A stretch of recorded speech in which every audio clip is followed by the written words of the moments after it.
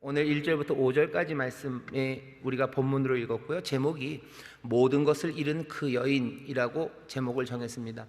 앞에 1절부터 5절까지는요, 모든 것을 잃은 여인 이야기가 나옵니다. 그리고 단박에 그 여인의 삶이 달라지지 않아요. 하지만 룻기가 점점점 진행되면서 4장까지 가면서요, 이 모든 것을 잃었던 그 여인의 삶이 달라집니다. 삶의 변화가 여기 일어납니다. 그러니 사사기보다는 훨씬 더 좋죠. 사사기는 그 끝에도 그냥 침울하게, 그때 왕이 없어서 모든 사람들이 그냥 지멋대로 살았다고, 지 옳은 대로 살아서 이렇게 엉망인 세상이 됐다고 그렇게 어둡게 끝났지만, 룻기는 훨씬 더 해피 엔딩입니다. 그런데 여러분들이 잘 보셔야 돼요. 이 해피 엔딩이 그렇게 가벼운 해피 엔딩은 아닙니다. 아주 가볍고 신나는 해피 엔딩은 아니에요. 왜? 여기 모든 것들을 잃어버린 그 여인의 삶이 그렇게 해피 엔딩으로 가는 그 과정 가운데요, 하나님의 은혜와 사랑, 그리고 하나님의 도우시는 손길이 있고요, 그리고 그 삶의 변화를 통해서, 그 시간들을 통해서 변해가는 사람들이 있고요, 그리고 그 변해가는 과정들이 굉장히 용감합니다. 굉장히 용감하고 씩씩해요. 그리고 그들 안에 뭔가 소망과 단단함이 있는 사람들 이야기가 룻기입니다. 룻기를 읽어보면 어떤 사람들은 이건 신데렐라 이야기라고 생각하는 사람들도 있어요. 왜죠? 그 이방 여인, 모압 여인 룻과 그리고 가난한 이방 여인이에요. 그리고 여기는 이스라엘의 부자 보아스입니다. 그냥 느낌만 봐도 그래요. 여기 보아스는 굉장히 잘생겼을 것 같고요, 키도 클 것 같고요, 금발일 것 같고요, 좋은 옷 입고 있고. 여기 룻은 모압 여인이에요. 이방 여인. 그러니까 괜히 우리 생각이, 얼굴도 좀 까무잡잡할 것 같고요, 뭔가 좀 이국적인 매력이 있는 룻. 그리고 여기 이스라엘의 부자인 보아스, 가난한 여인과 죄송합니다, 부자 남자가 만나서 뭔가 행복하게 잘 살게 된 신데렐라 얘기처럼 룻기를 읽는 사람들도 있어요. 이건 아름다운 사랑이에요. 무슨 민족을 넘어선, 그죠? 민족을 넘어선 사랑 이야기고, 뭔가 가난하고 부자인 그 두 사람의 신분적인 간격을 넘어선 사랑 이야기인가 보다라고 읽는 사람도 있지만 꼭 그렇지는 않습니다. 우리 교회 같은 경우에도, 그리고 또 많은 사람들이 어버이 주일쯤 되면 룻기를 읽습니다. 또 룻기가 읽혀지는 게 그래서요, 가난에 처한 이방 여인이 또 가난에 처한 자기 시어머니, 둘 다 과부입니다. 그러니까 과부가 과부를 돕는 이야기예요.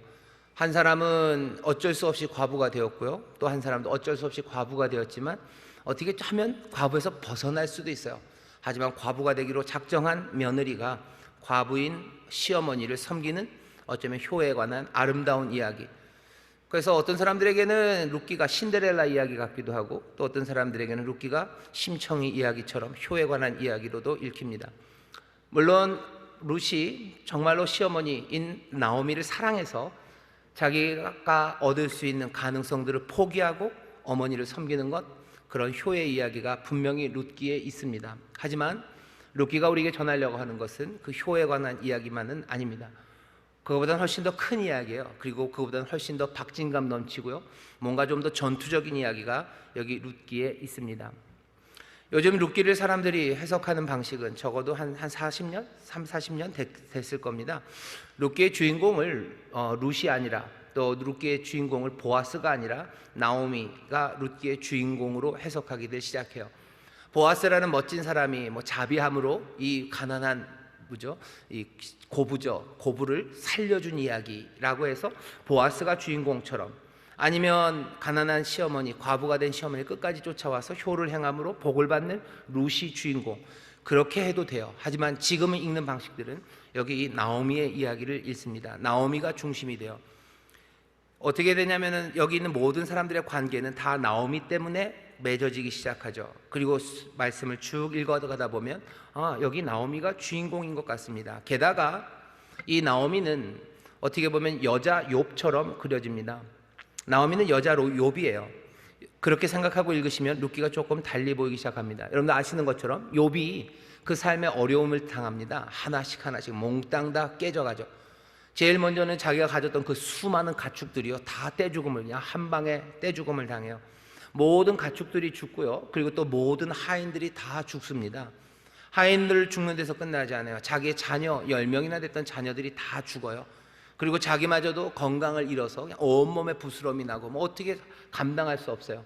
나중에는 자기 아내마저도 자기를 저주하며 떠납니다. 욥은 그렇게 단계적으로 모든 것들을 잃어버린 사람이죠. 오늘 우리가 본문에서도 만나겠지만 나오미도 마찬가지입니다. 나오미의 삶에 흉년이 생겨요.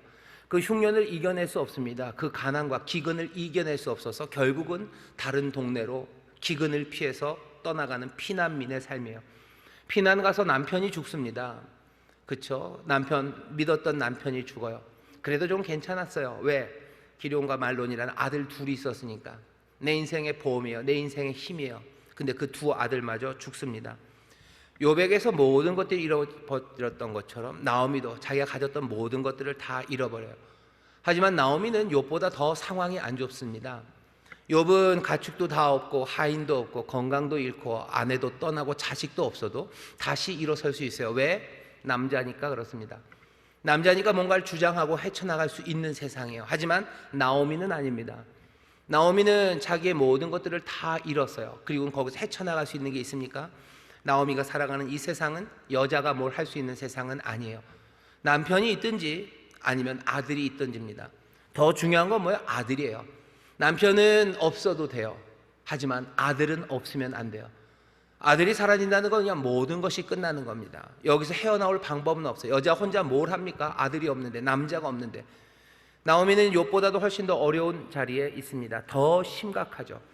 욥은 그 어려운 상황에서 그 모든 것들이 빼앗기고 무너진 상황에서 하나님 앞에 따집니다. 하나님의 정의는 어디 있냐는 거죠. 내가 뭘 잘못했는데 우리 제대로 한번 판결해 보자고. 하나님, 내가 잘못했으면 나를 기소하시라고, 나를 고소하시라고, 아니면 내가 하나님 고소하겠다고, 우리 같이 한번 얘기해 보자고. 내가 뭘 잘못했길래 이렇게 하셨냐고.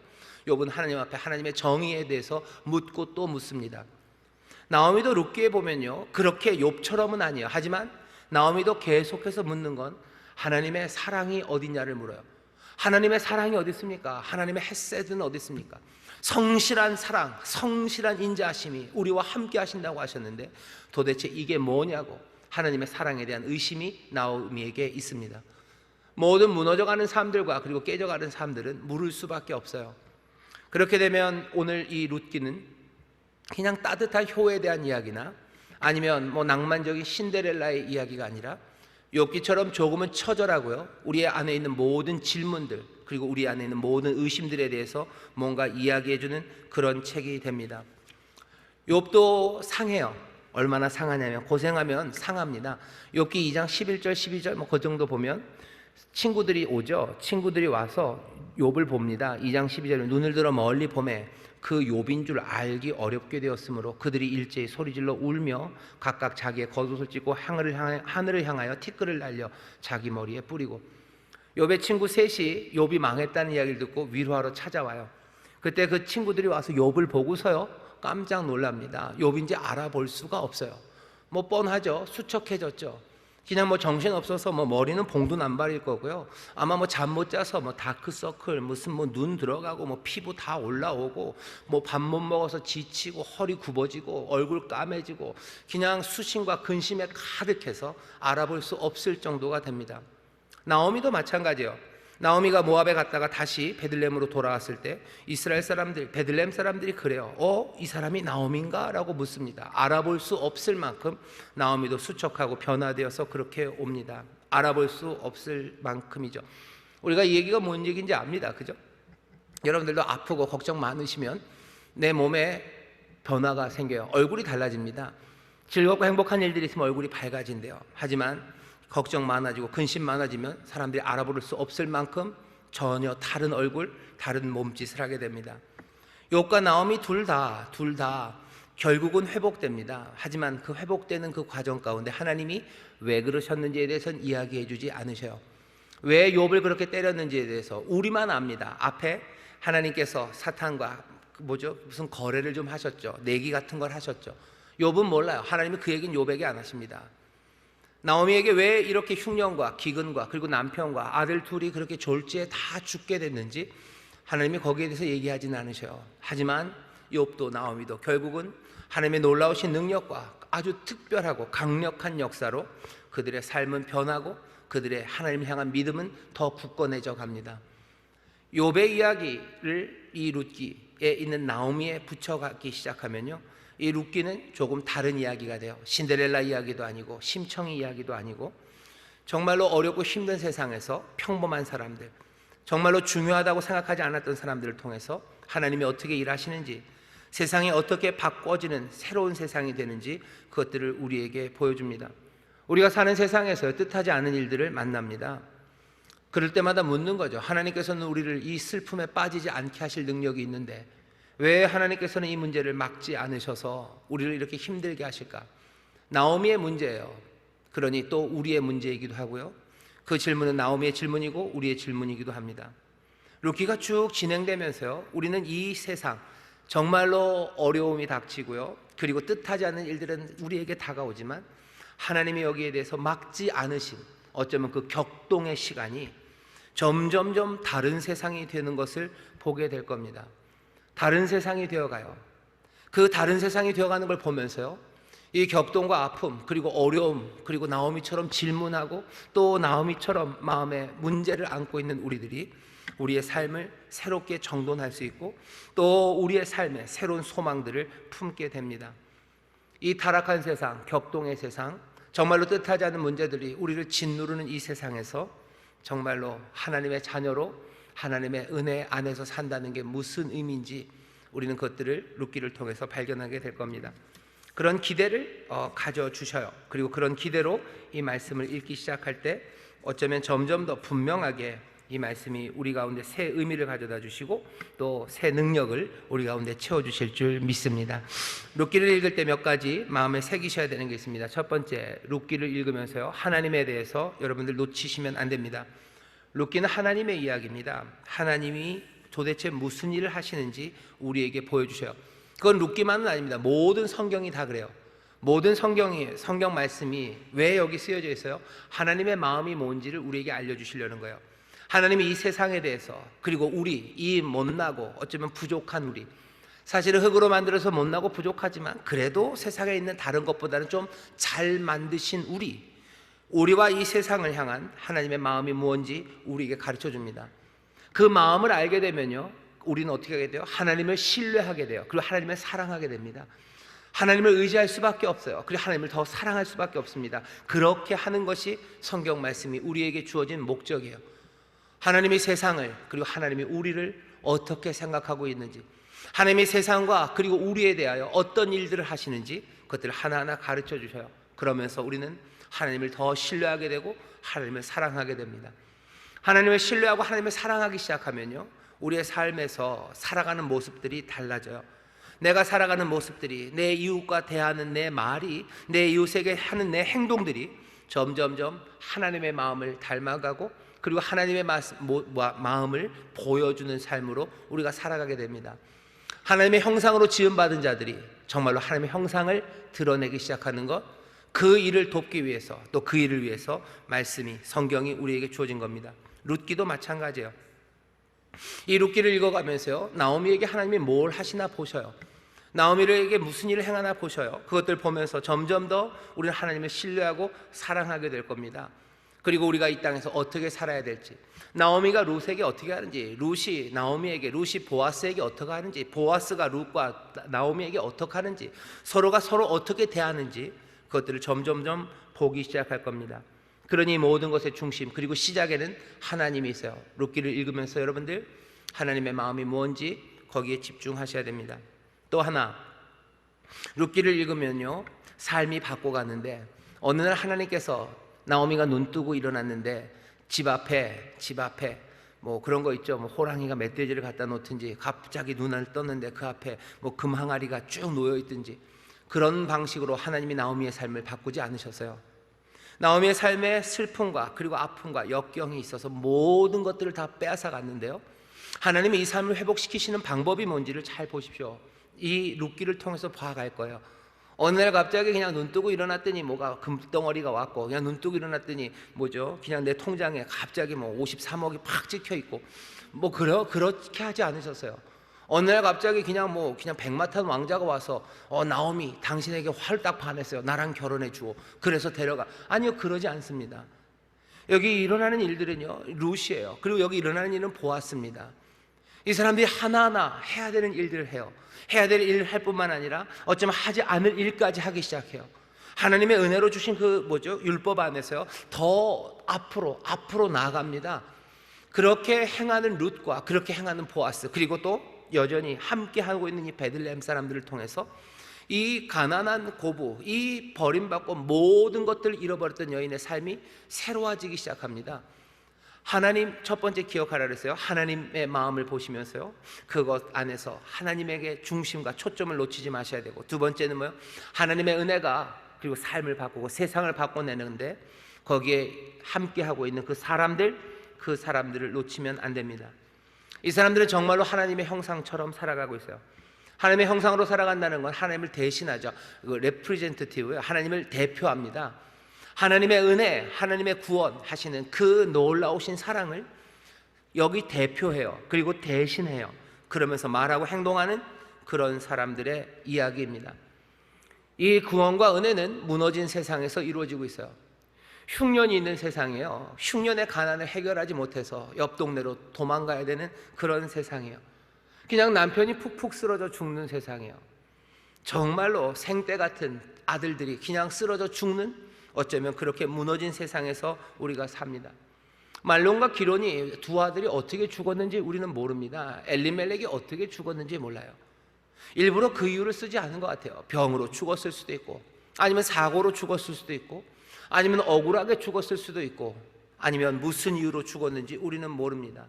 하지만 우리는 또 알아요. 온갖 이유로 죽습니다. 온갖 이유로 세상이 무너집니다. 그 무너진 세상을 살아가는 나오미, 그리고 룻, 그 보아스는 하나님의 부르심, 그 부르심을 받아들입니다. 하나님의 형상으로, 하나님의 마음으로 이 땅을 살아가는 게 무엇인지 점점점 배워가요. 그러면서 함께 정말로 하나님의 부르심, 그 뜻대로 행하기 위해서 자신을 쏟기 시작할 때요, 뭔가 놀라운 변화들이 생깁니다. 사람은 알 수 없는 신비한 것들이 서로에게 영향을 끼치기 시작해요. 서로에게 영향을 끼칠 뿐만 아니라 그것이 세상을 바꿔내고요, 무너진 삶에 그 삶의 위로와 평안과 그리고 부요함과 충만함을 줄 뿐만 아니라 그건 넘어서 이 세상에 지대한 영향력을 끼칩니다. 룻기의 마지막은 그렇게 되어 있어요. 여기에서 다윗 왕이 나옵니다. 여기 엘리멜렉이 살았던 동네 베들레헴 에브라다요, 에브라시라는 동네입니다. 베들레헴 에브라스는 이세의 고향이에요. 당연하죠. 룻의 자손이 누르시 난 아이, 그 손자가 이세고 다윗이기 때문에 그렇습니다. 이건 다윗의 동네에 관한 이야기예요. 미가 선지자가 그러죠. 베들레헴 에브라다야, 너 작다고 슬퍼하지 말아라. 너 작은 것 아니다. 이스라엘 다스릴 자가 너에게서 나온다 했던 바로 그 베들레헴 에브라시예요. 우리는 또 알죠. 베들레헴 거기에서 누가 나셨는지 압니다. 미가가 예언할 때는 이미 다윗이 태어난 그 이후죠. 그런데 미가가 예언하는 거, 베들레헴 에브라다야, 너 작다고, 아니 너 거기에서 다스릴 자가 나온다. 여기 지금 룻기가 하는 이 일들은 그냥 자기의 가족의 문제를 해결한 것 같아요. 하지만 그거 아닙니다. 그보다 더 훨씬 큰 일이에요. 우리를 하나님의 형상으로 부르셨습니다. 우리로 하여금 하나님의 일을 하게 하셔요. 하나님의 말, 하나님의 행동들을 우리로 하도록 우리를 부르셨어요. 우리가 그 일로 세상을 창조하고 화성을 만들고 목성을 만들고 화성과 목성에 있는 해성들을 우리가 그 위치를 바꾸고 그런 일을 하는 건 아니에요. 내 삶의 자리에서 내 가족의 문제, 그리고 내 이웃의 문제, 내가 책임져야 되는 그 사람들, 내가 돌봐야 되는 그 사람들을 정말로 하나님을 대신해서 내가 하나하나 이 말하고 행동하기 시작할 때 내 가족의 문제와 내 이웃의 문제를 해결한 것 같고, 내 자녀의 문제, 내 시어머니의 문제를 해결한 것 같지만 그건 넘어 놀랍고 신비한 새로운 영향력, 그리고 새로운 세상을 만들어냅니다. 예수 믿는 사람들, 우리가 하는 일이, 사람들은 그래요. 니들이 무슨 세상을 구원하냐고. 세상을 구원하는 무슨 핵무기가 있는 것도 아니고, 세상을 구원할 만한 무슨 대단한 돈이 우리에게 있는 것도 아니에요. 하지만 우리가 하나님의 형상임을 믿습니다. 그리고 그 하나님은 전능하신 하나님이셔요. 그 하나님은 세상의 모든 것들을 주관하신 하나님이셔요. 그 형상으로 우리가 여기에 있어요. 내가 여기서 내 가족과, 여기서 내 사랑하는 이웃들과, 내 사랑하는 구역 식구들과 하나하나 그들의 삶을 바꿔내는 그 일들, 하나님처럼 말하고 하나님처럼 행동하고 하나님의 형상대로 주가 우리에게 보이신 그 진리와 참됨으로 내가 전심으로 어쩌면 그 부르심을 감당하기 시작할 때 룻기가 얘기하는 겁니다. 그것이 세상을 바꿔요. 그리고 그것에 하나님의 신비한 능력이 우리가 생각하는 것 그 넘어서 새 일을 만드십니다. 우리는 이것들을 많이 봅니다. 한 어머니가 정성을 다해서 자기 아들을 길러요. 기도로 길러요. 어렵고 힘들어도 성실함으로 내 자녀를 길러냅니다. 그렇게 길러낸 아이가 믿음에 굳건하게 서서, 그렇게 길러낸 아이가 하나님만을 의지하며 참되고 의로운 것, 그것을 따라 일어서는 사람들이요. 그런 이야기들이 링컨의 이야기예요. 그런 이야기들이 우리가 알고 있는 위대한 사람들, 마틴 루터의 이야기예요. 우리가 알고 있는 많은 믿음의 사람들에 관한 이야기예요. 세상을 바꿉니까? 예, 세상을 바꿉니다. 그 어머니는 세상을 바꿨습니까? 예, 세상을 바꿨습니다. 남북전쟁을 통해서 무슨 노예를 다 해방시켰어요? 어머니가? 아니요, 그러지는 않아요. 하지만 하나님의 형상으로, 하나님의 말, 하나님의 행동으로 내 자녀를 기르는 그 일에 내가 마음을 다하고 내 마음을 다 쏟아부었을 때, 거기서 터져나오는 새로움은요, 하나님께서 그 손에 들어서서 세상을 바꾸는 일로 사용하셔요. 하나님의 사람들은 세상을 바꿉니까? 예, 우리가 세상을 바꿉니다. 꼭 멀리 가야 됩니까? 아니요, 그러지 않습니다. 나에게 주어진 것, 내 가족의 문제, 바로 여기서 내가 하나님의 형상으로 서면 돼요. 내가 여기서 하나님의 형상으로 하나님의 말을, 그리고 하나님의 행동들을 내 전심으로 함께 하기 시작하면 됩니다. 그럼 세상은 변합니까? 세상은 변합니다. 사람들은 너희 무슨 기독교인들이 무슨 통일을 위해서, 아니요, 통일, 아름다운 화목, 세상을, 이 땅이 복되게 되는 것, 그것이 무슨 아주 굉장히 교묘하고 아주 유능한 외교적인 일로 이 땅에 평안이 임하는 건 아니고, 아니면 대단한 무슨 발전, 과학적인 발전과 연구의 무엇으로, 아니 그렇게 직접적으로 그렇게는 우리가 아니기가 쉽습니다. 그래도 우리가 이 땅의 복이라고 감히 말할 수 있는 것은 우리가 서 있는 그 자리에서 하나님의 형상으로 내 부르심 따라서 하나하나 새 일을 이루어가기 때문입니다. 그것도 누가? 아무도 기대하지 않았던, 모든 것들 잃어버렸던 바로 그 여인을 통해서 그 일을 이루신 것처럼 지금도 하나님께서는 우리를 통해서 이 일들을 이루시는 줄 믿습니다.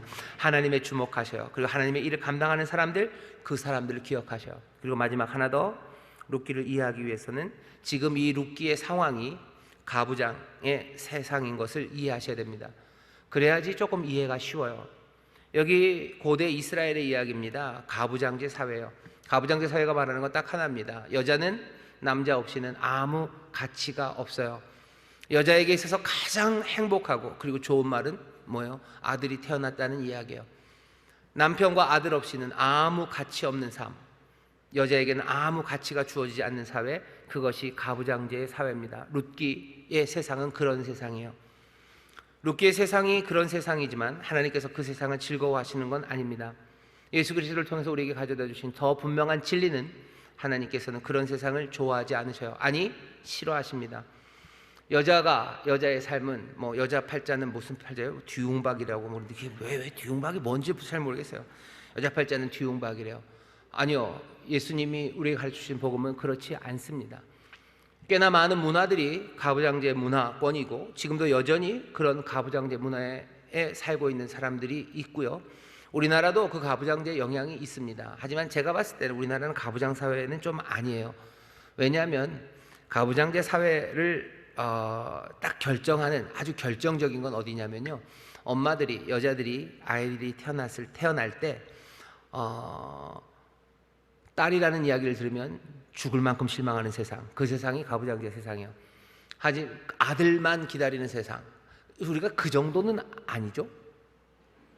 그 정도인가요? 아직도 그런가요? 아직도 딸 나면은 엄마들 그냥 시무룩하고 시어머니 그냥 왔다가 그냥 가시나요? 그러진 않죠. 많이 달라지긴 했어요. 하지만 그래도 여전히 가부장적인 게 좀 남아 있습니다. 룻기의 세상은 그런 세상이에요. 정말 남자 아니면 아무것도 아니에요. 여자는 남자 없이는 아무 가치 없어요. 남자가 없으면 그냥 물건 취급당하고요, 그냥 여기저기서 폭력에 노출되고요, 심지어는 성적인 폭행들 아니면 성매매에 끌려가도 누구도 나설 필요가 없는 그런 아무 가치도 그리고 보호도 받지 못하는 그런 세상이 가부장제의 세상입니다. 그 세상에서 지금 이루어지고 있는 이야기입니다. 지금 나오미의 이야기는 그래요. 그 세상에서 룻과 나오미와 보아스는요, 그 가부장제와는 전혀 다른 일들을 하기 시작해요. 세상 문화를 지금 다 뒤바꾸는 이야기를 지금 하는 겁니다. 룻기는 그래서 그냥 아름다운 신데렐라 아니면 간단하고 따뜻한 효의 이야기만은 아니에요. 하나님의 역사고 그리고 또 그 안에서 세상을 바꿔낸 하나님의 사람들에 관한 이야기고, 그 문화, 그것들을 다 뒤집어내고 더 좋은 것, 하나님이 우리에게 주시는 복된 소식, 그것들을 붙잡고 그 진리와 함께 나아가려는 사람들, 그 사람들의 이야기가 룻기입니다. 이 룻기의 말씀을 우리가 함께 읽어갈 겁니다. 삶이 어떻게 바꿔져 가는지 여러분들 보실 거예요. 하나님이 세상을 어떻게 바꿔가는지, 하나님의 사람들이 세상을 어떻게 바꿔가는지, 그 슬픔과 어려움, 첩첩이 깨어진 그 세상에서 우리가 어떻게 살아가는지입니다. 룻기가 지금 코로나 어찌 끝물에 있는 우리에게 더 의미가 될 수 있다고 생각합니다. 왜냐하면 룻기의 세상은 격동의 세상입니다. 사사시대라고 그랬죠. 1절에 사사들이 치리하던 때, 정치적인 불안의 때예요. 여러 가지 불평등이 있는 때고요. 국제적인 긴장이 있어요. 경제적인 위기입니다. 그리고 불의와 폭력, 전쟁, 그리고 자연재해가 있었던 그런 때입니다. 그 안에 지금 그 가족이 어려움을 당하고 있어요. 본문을 읽어가기 시작하면 흉년이 끝납니다. 흉년까지의 이야기는 1절에서 5절에서 끝나요. 흉년은 그렇게 짧게 끝나요. 하지만 흉년이 끝났다고 해서 모든 문제가 해결되지 않아요. 흉년에선 벗어났습니다. 뭔가 경제적인 회복이 일어나고 있어요. 하지만 경제적인 회복이 일어난다고 해서 모든 것이 단박에 다 어떻게 됩니까? 코로나가 끝났다고 해서 모든 건 모두가 다 해피해지나요? 아니죠. 경제적인 회복이 일어나고 있지만 서로가 서로를 살피기 어려운 시대입니다. 마치 지금과 너무나 흡사합니다. 엉망진창이 되어버린 세상들, 상실과 절망, 어둠이 있는 곳들, 무서운 일이 뭔가 일어날 것 같은 그런 곳에서 누구는 별로 무섭지 않을 거예요. 적어도 남자들은 별로 무섭지 않아요. 하지만 여자들은 굉장히 무서운 세상입니다. 여기 지금 코로나 이후에 가난한 사람들은 굉장히 무서워요. 정규직인 사람들은 별로 안 무서워요. 뭐 이런 말 하면 그런가요? 공무원들은 별로 무섭지 않아요. 대기업 다니는 정규직은 별로 무섭지 않습니다. 하지만 연약한 중소기업에 다니시는 분들, 중소기업이라고 말하기도 어려운 조그만 공장에서 일하시는 분들, 자기들이 일하고 있는 그 종류가 소위 말하는 4차 산업, 뉴 그린 뉴딜 이런 것과 상관없는 직종에서 일하는 사람들, 그 사람들은 두렵습니다. 공부 많이 해서 학벌이 좋고 잘 나가는 거에 지금 있는 사람들, 그런 청년들 두렵지 않아요. 하지만 사람들이 별로 거들떠보지 않는 곳에서 내가 공부를 했고 소위 말하는 문과생들 두려워요. 이과생들은 그래도 좀 덜 두려워요. 인서울로 대학 다니는 애들 좀 덜 두려워요. 인서울 하지 못한 애들 더 두려워합니다. 집안에 엄마 아빠가 뭐가 좀 있으셔서 그래도 집이라도 내 집 마련해 줄 거에 대해서 걱정이 없는 녀석들 두렵지 않아요. 하지만 엄마 아빠 살아가는 거 뻔히 아는 녀석들, 그런 녀석들은 훨씬 더 두렵습니다. 집값이 10억이 됐다는 이야기들 들을 때마다 누구는 쾌재를 부르는 사람들이 있어요. 하지만 누구는 그 이야기가 절망이 되는 사람들이 있습니다. 격동의 시대를 살아요. 엉망진창으로 다 섞여져 있고 뭔가 무서운 일이 일어날 것 같은 그런 두려움에 살아갑니다. 여기 룻기의 세상이 그런 곳이죠. 뭔가 회복되고 있지만 내 삶은 아니에요. 정치적으로 불안하고 누구도 지켜주지 못합니다. 앞날은 어찌 될지 모르는 무서움 가운데 나오미는 살아가는 겁니다. 그러니 그 얼굴을 알아볼 수가 없죠. 바로 여기에서 하나님이 하나하나 새 일을 이루어 가시기 시작하는 거예요. 정말로 희한한 방식으로, 정말로 놀랍게 하나님이 또 거기에 있는 사람들이 아무것도 아니었던 것 같은 그 사람들이 하나씩 하나님의 그 거침없는 사랑, 그 사랑을 마음에 품고 또 그 마음처럼 거침없는 사랑으로 이 문제를 해결하는 것, 바로 그것이 룻기의 이야기입니다. 코로나가 끝나는 이 시절, 이 격동의 시절에 룻기는 우리에게 그래서 훨씬 더 특별한 의미가 있다고 생각합니다. 불안한 사람들 이 말씀 읽어주세요. 앞날이 무서운 사람들 이 말씀 읽어주세요. 오늘 설교 제목처럼 모든 것을 잃은 그 여인입니다. 오늘 본문에 앞에는 나오미 그러더니 5절에는 그냥 말론과 기럨 두 사람이 죽고 그 여인은 두 자녀들과 두 아들과 남편 뒤에 남았다고, 그냥 그 여인이라고 그래요. 남편과 두 아들을 앞서 보낸 그 여인의 이야기입니다. 나오미라고 해도 돼요. 근데 그냥 그 여인이라고 했어요. 왜? 그 여인들이 많기 때문입니다. 남편을 앞서 보냈어요. 그리고 또 두 아들을 앞서 보냈어요. 그게 아니요. 그게 나오미에게는 얼마나 절망인지 우리가 알아야 됩니다. 이게 곧 별 문제 아니라고요? 대수롭지 않다고요? 천만에. 이 문제는 정말로 큰 문제입니다. 모든 것을 잃은 여인이에요. 나오미에게는 이 아픔이요. 그냥 여러분 생각해 보세요. 딱 떨어져. 남편이 돌아가신 분들 계셔요. 아들 둘 있어요. 근데 그 두 아들이 죽었어요. 힘듭니다. 힘들어요. 그래도 뭔가 다른 게 있으면 살 수 있을 것 같죠. 하지만 나오미는 아닙니다. 아들 둘 그리고 남편이 죽었다면 나오미는 아무것도 남은 게 없는 겁니다. 아무것도 남은 게 없어요. 정말 남은 게 없어요. 그리고 여기는 그냥 허탈함과 허무만 있습니다. 이건 감당할 수 없어요. 왜? 나오미는 베들레헴 에브라 사람이에요. 이 여인은 이스라엘 여인입니다. 이 여자는 여호와의 복을 누릴 거라고 기대했던 사람이에요. 주님이 나를 사랑하시고 주님이 나를 인도하신다는 걸 믿는 사람이에요. 어차피 인생은 그냥 내가 사는 거 공수래 공수고고 뭐 그렇게 살았던 사람 아닙니다. 내가 하나님의 말씀대로 살고 내가 하나님 앞에 신실하게 행한다면 하나님께서 내 삶의 모든 문제를 해결해 주실 것을 믿고 살았던 사람이에요. 그 삶에 지금 이 아픔이 온 겁니다. 그 삶에 온 거예요. 그냥 어차피 인생은 그냥 고생이에요. 어차피 인생에 아무 의미 없어요. 될 대로 되라로 살았던 사람이 아니죠. 하나님의 사람들, 특별히 우리 성도들이 삶에 어려움이 닥칠 때 세상 사람들보다 훨씬 더 어려울 수 있고요. 그리고 마음이 무너집니다. 왜? 우리는 주께서 우리를 돌봐주시고 주께서 나를 사랑하심을 나는 믿었던 거죠. 그냥 아픔만 있는 게 아니라요, 그 믿음이, 그 신뢰가 내 삶의 모든 중심까지 다 무너지는 더 심각한 아픔을 당하는 겁니다. 인생은 어차피 그냥 운명으로 살아가는 거야. 아니면 그냥 뭐든지 다 재수로 사는 거지. 그냥 내 멋대로 살겠어. 이런 사람들이 우리는 아니죠. 그러니 인생에 어려움이 왔을 때 우리는 굉장히 당혹스럽습니다. 신실하게 살았어요. 그리고 기도 열심히 했습니다. 그런데 이런 일이 일어나다니 당혹스러워요. 왜 내게 이런 일이라고 묻게 됩니다. 사람들은 안 물어봐요. 어차피 그냥 인생은 그런 거다 하는 사람들 그거 묻습니까? 에이 재수없어 그러는 거죠. 그죠? 하지만 우리는 재수없어라고 하잖아요. 왜 이런 일이 우리에게라고 묻습니다. 왜 하나님 내 기도에 응답하지 않지라고 하면서 그 마음은 더 무거워지는 겁니다. 하나님이 나를 잊으신 건 아닌가 하는 그 섭섭함이 우리에게 들어요. 세상은 섭섭하지 않아요. 그냥 재수없는 거예요. 아이 재수없어 이놈의 더러운 그냥 그러고 끝나면 돼요. 하지만 우리는 아니죠. 우리는 그냥 내 몸이 아픈 거에 더해서 하늘을 향한 온갖 의문이 우리를 어지럽게 합니다. 그리고 우리를 더 시리에 빠지고 우리를 더 흔들어 놓기 시작해요. 사랑하시는 하나님, 우리를 보살피신 하나님, 그 하나님을 믿는 우리에게 인생은 훨씬 더 아파요.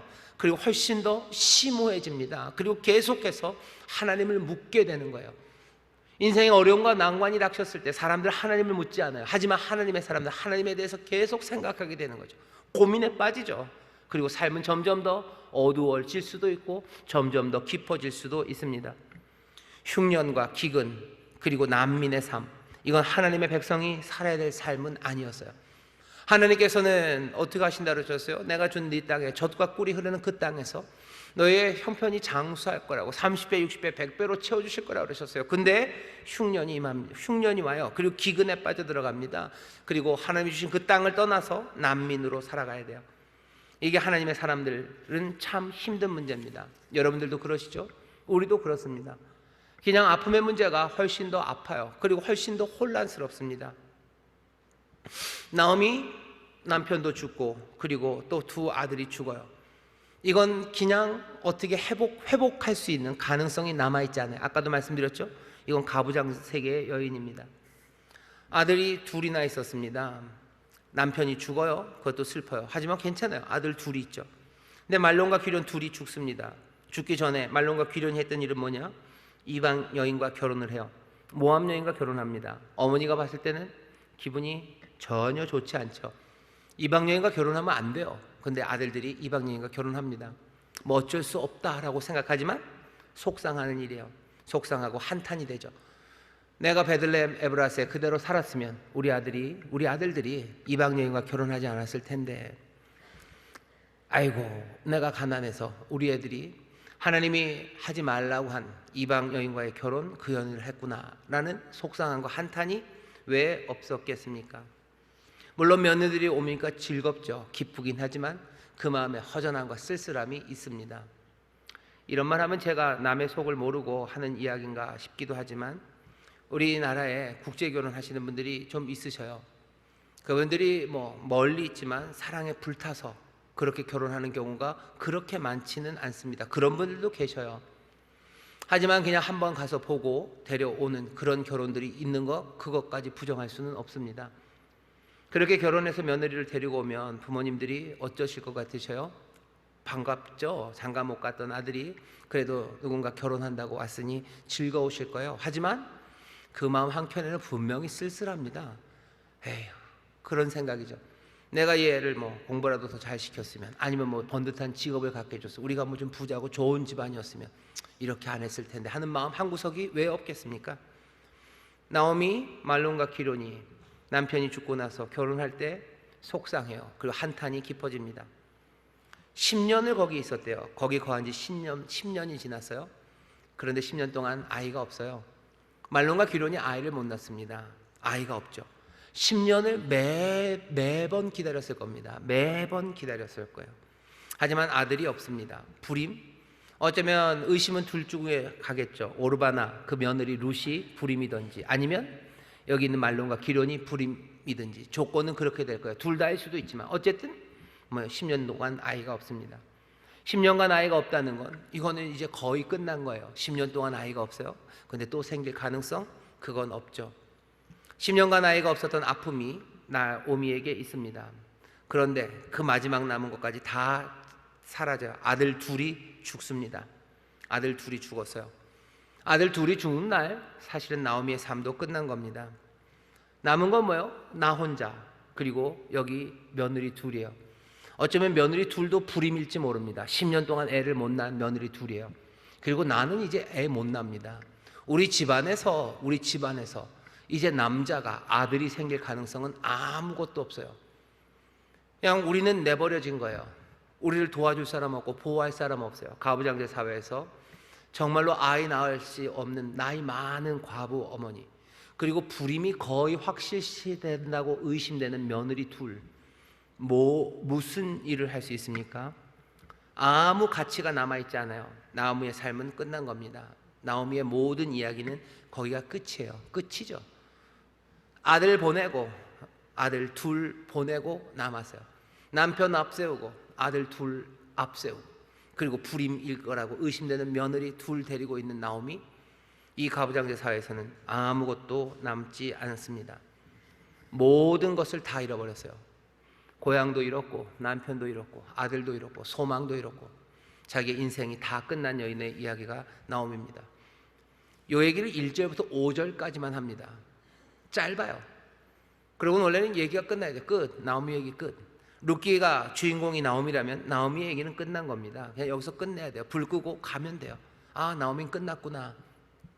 나오미는 끝났구나. 이름은 뭐 웃음, 뭐 기쁨, 이렇게 좋은 이름이 있는데, 아이고 참 인생이란 건 그런 거지.